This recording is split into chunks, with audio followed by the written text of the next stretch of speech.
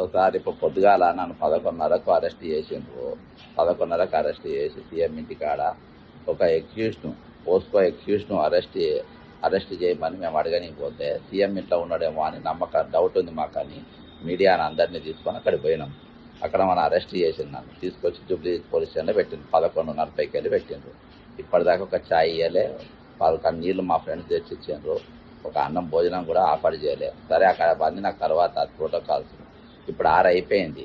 మీకు ఏసీపీ గారికి ఫోన్ చేస్తే ఇప్పుడే వదిలేస్తారు మాట్లాడతారని చెప్పిండ్రు. మళ్ళీ ఫోన్ చేస్తే లేపుతుండేరు. ఇక లోకల్ అడిగితే నా డీటెయిల్స్ తీసుకుంటే ఇప్పటిదాకా వదలలేదు. ఇప్పుడు అంటే భగీరథ అనేటోడు బండి సంజయ్ కొడుకు అనేటోడు ఎక్యూజ్డ్, ఆయన అరెస్ట్ చేయమని అంటే ఆయనకంటే ఈరోజు నేను పెద్ద నేరస్తుని అయిపోయినా సార్.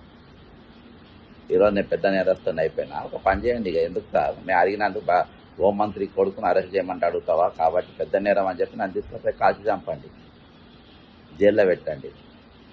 పొద్దుగాలకన్నా ఇవాళ దాకా ఎన్నిసార్లు ఎన్ని ప్రొటెస్ట్ చేసినా, ఎన్నో పోలీసులు అరెస్ట్ అయినా ఇవాళ దాకా ఛాయ్ ఇవ్వకుండా అన్నం పెట్టకుండా కూర్చోబెట్టిన మొట్టమొదటి పోలీస్ స్టేషన్ సార్ ఇది. నా జీవితంలో ఎప్పుడు చూడలే. వాళ్ళు అడిగితే శ్రవణ్ కుమార్ రెడ్డి ఎస్ఐ అంట, అవన్నీ అడగనికి లేదు, మేము ఇవ్వనికి లేవని అంటుండు. శ్రవణ్ కుమార్ రెడ్డి ఎస్ఐ అంట, అడగనికి లేదని అంటుండు ఆయన. ఎక్కడ ఇవ్వలేదు సార్ ఇవాళ. నిన్న ఆ పోలీస్ స్టేషన్ అటెండ్ ఉన్నా. కాబట్టి ఒకటే, నన్ను కూర్చోబెట్టినగా పొద్దుగాలకెళ్ళి బండి సంజయ్ గారి కుమారుని అరెస్ట్ చేసేంత వరకు జూబ్లీ పోలీస్ స్టేషన్లో దీక్ష కొనసాగుతుంది. నేను ఇట్నే దీక్షలో ఉంటా, మీరు వదిలేసినా నేను బయటికి పోనీగా, ఈ దీక్ష ఇట్నే కొనసాగుతుంది.